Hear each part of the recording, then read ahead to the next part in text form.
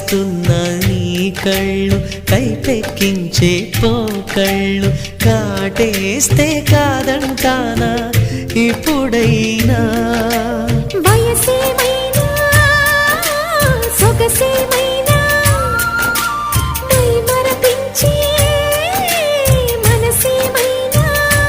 నవ్వు నవరాత్రి నీ కోసం తీసుకువస్తున్నా మైనా ఏమైనావే మన్మథ మాసం